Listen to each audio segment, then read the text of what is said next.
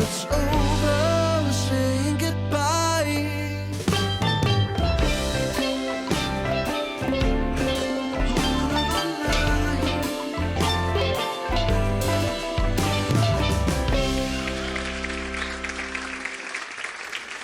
Hello everyone, welcome to The Late Light Show. Today I have a very special guest. Please give a hand to Jessi Campo. Thank you very much, Arturo. I appreciate you having me here in this wonderful, beautiful city of New York, New York City. And it's a pleasure to be on your show. Love it. Obviously we already know each other, but the audience doesn't. So tell us a little bit about yourself. Well, I am a Latina female entrepreneur and owner of a music company. Been in the music industry for about 25 years. And I started in this industry as an artist and also a singer-songwriter. Self-made artist, so I applaud all self-made artists, do it yourself. Having my own publishing, my own record label. And throughout the course of my years in the industry, I navigated into being a manager, a talent agency, and so pretty much have delved full force into all aspects of the music industry. As the most recent endeavor, which has become my passion and hopefully my legacy, is a company called Sync Musica, which during the pandemic, so many artists that I work with had nowhere to go to be able to access any sort of revenue. And I thought, you know what, let's get something that will help them. And so I went to Berkeley, as you did too as well, and got my credentials as music supervisor. And music supervisors, we are like pitch agents, but not for a booking or a gig, but more for pitching your music and for getting your music placed in visual media. So Sync Musica is a company that assists artists into getting their music into media, into visual media, movies, TV, and film, music creators, and then it also assists the filmmakers, if they're individual filmmakers, or if they're mainstream filmmakers or TV producers, to be able to access music from our catalog, which is, the music comes worldwide. As a matter of fact, I think you have some music in there. Yes, and hopefully I'll get some placements soon. Absolutely, we've been working hard as of late on some of your placements, believe it or not, some of your music replacements we have. Tell us a little bit about your personal history. Where are you from? Have you moved around? Well, I was born in New York, so I am a New York girl. You can't take the city out of the girl. You can take the girl out of the city, but not the city out of the girl. And so I was born in New York. My parents were both immigrants. They came here before I was born. My dad was a famous Cuban performer in Cuba, and actually then my mom was born in Chile. And it's a funny story because my dad saw her in a magazine in Brazil and said, I'm going to marry this woman, went to Chile, found her, and he married her. Simple as that, determined man. And so they ended up creating this dynamic duo, performing together. Dad was this charismatic dancer, entertainer, and mom was a beautiful blonde bombshell. And they created this wonderful show. They traveled all over the United States, Canada, did movies. And my dad actually performed here in Carnegie Hall at one point, cool. And the Palladium.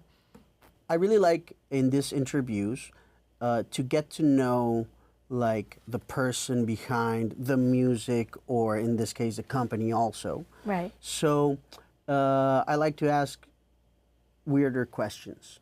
I know this one would be like very broad, but what do you believe in? What do I believe in? I believe that community, relationships are the way to evolve together. You know, I happen to have an amazing team in my company, and they're all millennials. But it's wonderful because they question everything, and at the same time have this wonderful vision of perceiving things out of the box. So that's one way of building and expanding. I think that we all need to connect with all ages, with all cultures, with all genres, so that we can create that fusion and that connection that New York is known for. You know, it's one big melting pot. And we are one big melting pot.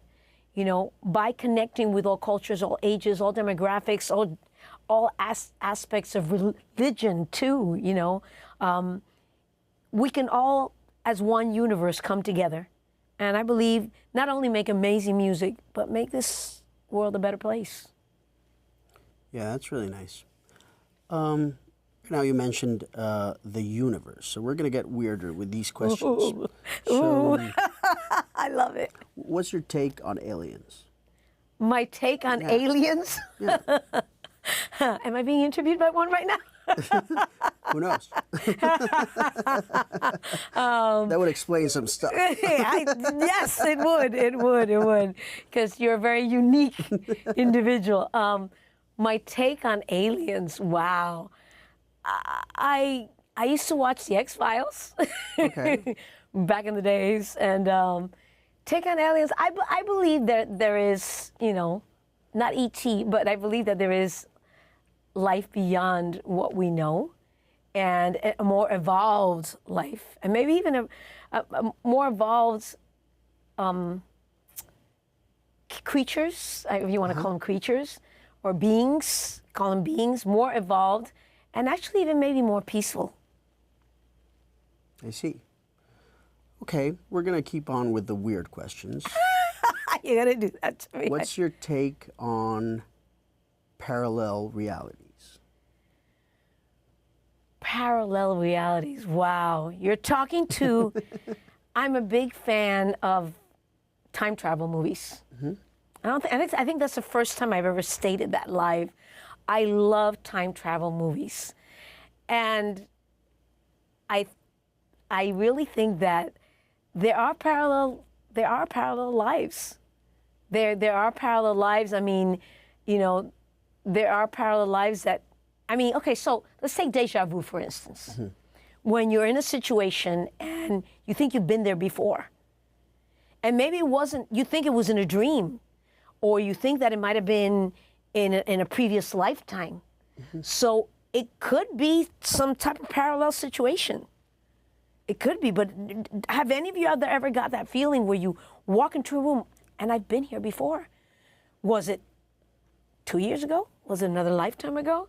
I mean, yeah. So, that being said, do you believe in magic? Absolutely. You have to believe in magic. I mean, I actually have a song that I wrote. It's called Magic. And in order to be a creative individual, you have to believe, I mean, that there's something more, you know, to the way things are created. I remember one time I was in a studio, and I was in the studio recording one song. And literally, during that song that I was recording, another song came into my brain in the middle of the studio session. And I literally said to the engineer, please, give me 5 minutes.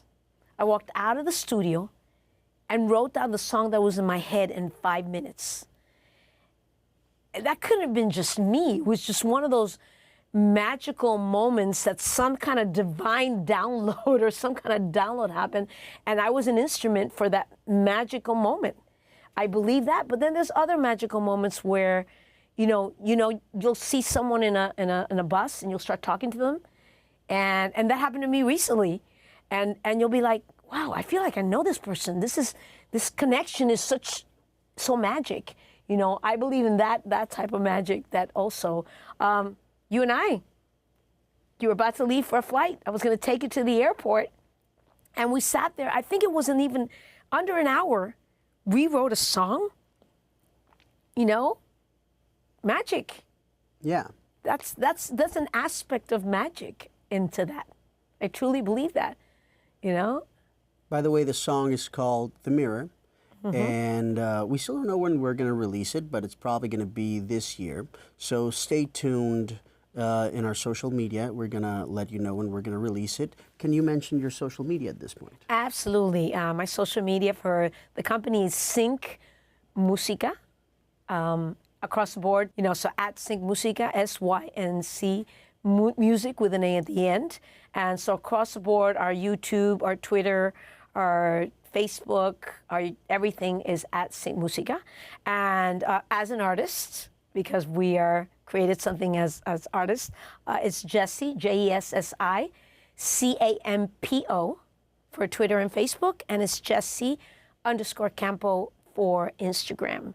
Also, I wanted to share about that song that we wrote, The Mirror, actually is being pitched. We have a director and a producer. They're creating a indie film. It's a short, really. It's a short, which is about a veteran, homeless vet, that is going through some mental illness. And that was the premise for us creating The Mirror and pitching it, upon its... That's great. Upon finishing the production, actually, I'd love to mention that actually a wonderful person assisted us with the production by the name of Gabriela. Yeah. Hello to Gabby. Hey, Gabby! And she did an amazing production on that. We also had Andrew on guitar. We did the vocals as a duet. And we were the writers in the creation of The Mirror, and I can't wait for everybody to hear it, because I hear that song in a game, some kind of game as well, besides the... Let's hope so, because these days a lot of royalties come from songs in gaming. So very good point. Listen out there, yes, one of the trailers in gaming are really good for a good. They pay really well for when you do synchronization. Absolutely. Talking about that, like creating royalties, what is your take on the music industry these days? It's easier and more challenging. It's got a duality going on. It's easier because artists today can go and release their music on DistroKid, on TuneCore, on everywhere, but because they don't necessarily know how to approach it, they're leaving money on the table. So I do these webinars on actually every Monday.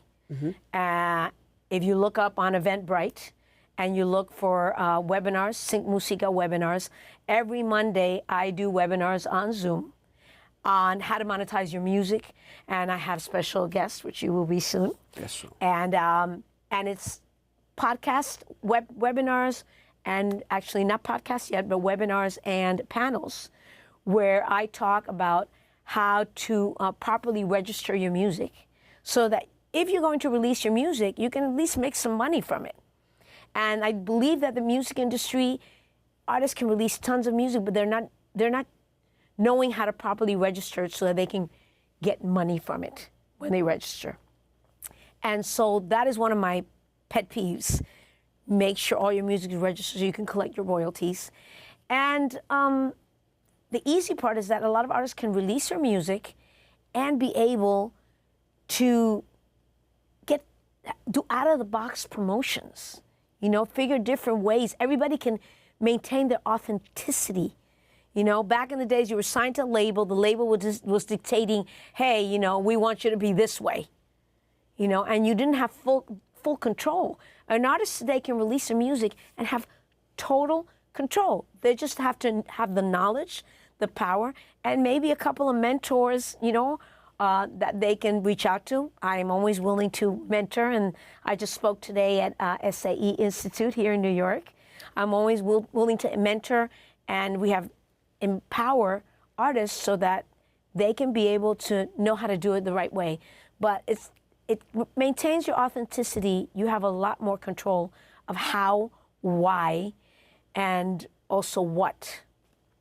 If you had a magic lamp and you were granted 3 wishes, what would they be?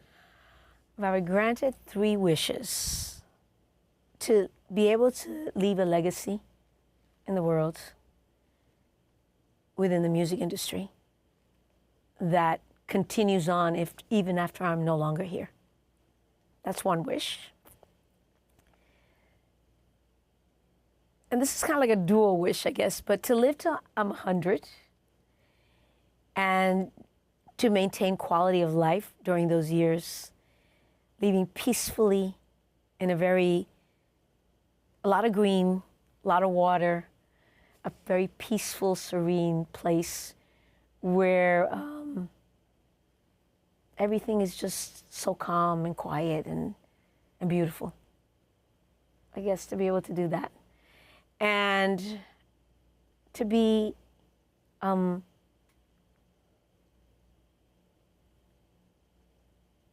healthy. Because I believe if you're healthy, to maintain health the rest of my life, you know, if you're healthy and mind, body, and spirit, then you're capable of so much. Yeah. Those are good wishes. Let me ask you a more difficult question. If you had 3 minutes and a half to live, what song would you listen to? What song would come on? 3 minutes to live. Actually, what song would come on? 3 minutes to live. I'd have to say one that I wrote. Okay. Se acabó, c'est fini, means it's over between you and me. Wonderful. Yeah, like, it's so great that you pick a song that you wrote. I think that, first of all, like, we write songs for ourselves. Most of my songs, most people will never listen to, you know? Like, I don't have time to record all of my songs from now till I die. Tell me about it. You know? Yes. But a lot of them are just in my head, and like I sing them to myself, and that's it. And that's maybe the purpose of those songs, to be part of my soundtrack, you know? Your movie soundtrack. Yeah. Your life movie soundtrack. Yeah. Yeah. It's lovely. If you could travel in time, Ooh. where would you go? If I could travel in time, I'm an old soul. I'd go back to the 1920s. I would. I'd go back to the roaring 20s. I would. The glamour of it, you know, when we were dealing with prohibitions, I guess, and all this, you know, trying to sneak around into the speakeasies, I would definitely, I would go back to the 1920s. Yeah, it sounds like a great time with a lot of music. A lot of music. You know? And it's funny because like I really like asking this question, and right now I'm realizing that everybody gives me an answer that goes within 100 years, you know? And what is funny about it is that this planet has been here for literally billions of years, you know? So it's really like an amount of time that I can't even, what I think is that things have happened in this planet and happened again and again and disappeared and appeared. The time frame that we see or study as humanity is very short, you know? So nobody's ever said, I want to go back to the dinosaur age and the prehistoric age. Like the Star Wars age. It's funny because like that story is like in a galaxy far, far away, but a long, long time ago. Like that's like how it starts. Like when we Right. read Dun, yeah, and that The part, beginning that's what Indiana it Jones. says. It's a long time ago, so it's not in the future. Right. It's in the past. Right. But it seems like the future, as we would see it from our perspective, in planet Earth. You It know? would be, yeah. So that's funny. For me, that's part of the magic, no? Because George Lucas wrote the Star Wars story, but in my mind, it might have been true somewhere, or he makes it true by writing it and creating it. So for me, that's magic. Right here, I have asterisk. This is my agenda for 2025. Okay. And I like to see it as my magic book. Ooh. Because whatever I write on that book comes true. Really? I mean, it works 90% of the time. Wow. You know? So it's weird. For example, I wrote that I was going to interview you today here, and here we are. Brilliant. Huh? But it's only your book. this is It's well, your magic book only. well, this one's mine, yeah, Right. but you know, anybody can have a magic book, you know. I love that idea. That is So, seeing it in a big scale, George Lucas created a whole universe by writing it down. You know, like for example, the Harry Potter story. The author can now walk into her castle in Orlando. Yes, it's a tourist attraction, Right. but her castle's there. You know, she wrote about this castle that now exists right. on Earth. You know, but it's there. So, as a songwriter, I like to see writing as a possibility to create universes. You know, so I see it as a big responsibility, but also as a very fun responsibility. Oh, of You know, course. because you can basically create anything you want through your words. That's beautiful. So kind of like when you create a song, and then you create the music video, you create the world of that song. Yeah. Because exactly. if you have a, and like, it's like it becomes your own little movie of your creation. Exactly. Lovely, lovely. And at the same time, that's what makes our life go one way or the other, no? Because that's why I was asking you about parallel realities, no? Because that means that my timeline can shift at any moment. Any given You know, moment. if I yes. release a song, it's going to take me somewhere. If I release another one, it's going to take me somewhere else. Wow. So, I love that. I love that. That's right. Depends on which direction it takes. It will open, I call it a portal. yeah, exactly. It would open the portal to that path which you are going to take. Yeah, it shifts your Trajectory. reality. It shifts your reality. It shifts your like, reality. For example, today you could have chosen not to show up for any reason, you know, like because like for whatever reason, cold. if you don't show up, we never make this show, Right, right. and nobody ever sees it, and we never have this conversation, you know, and whatever we're doing right now here is going to take us somewhere else in what we perceive as the future, you know, so. I like thinking about all these weird things. It's, I love it. And it's, so funny that we're actually doing it on your TV show. We haven't ever had this conversation before. So, going back to music, do you have any releases going on soon? A song in particular that you would like to talk about? I have my heart, as I said, I'm an old soul.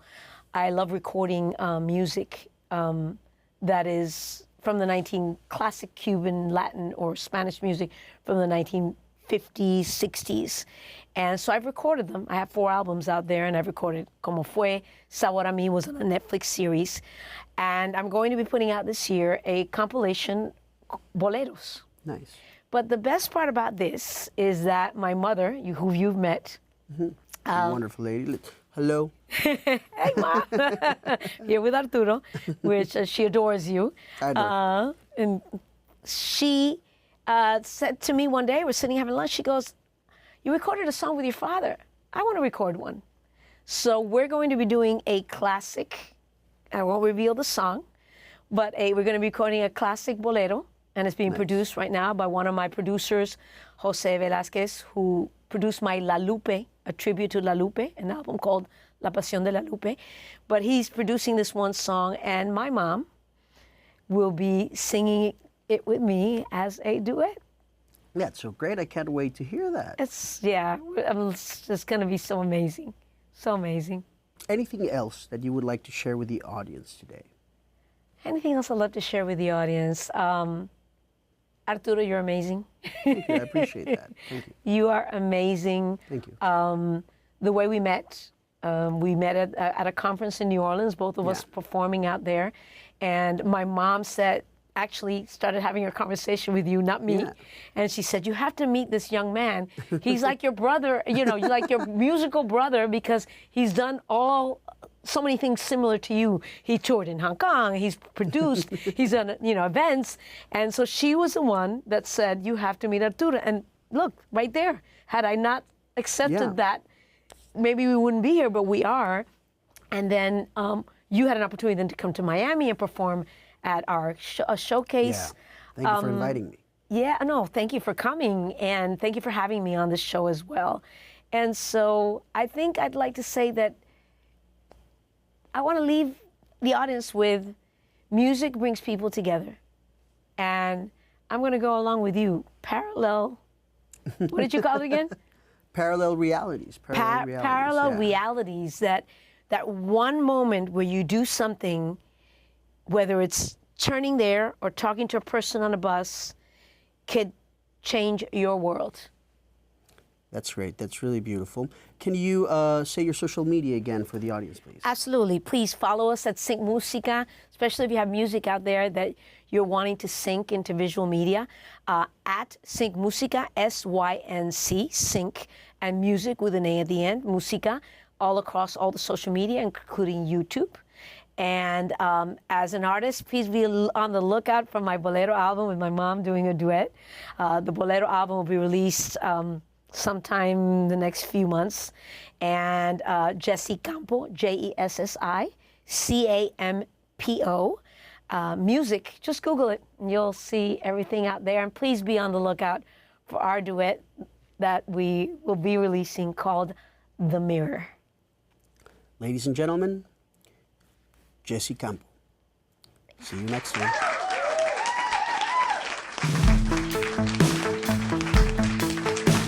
Tenía que ser lunes Sagitario.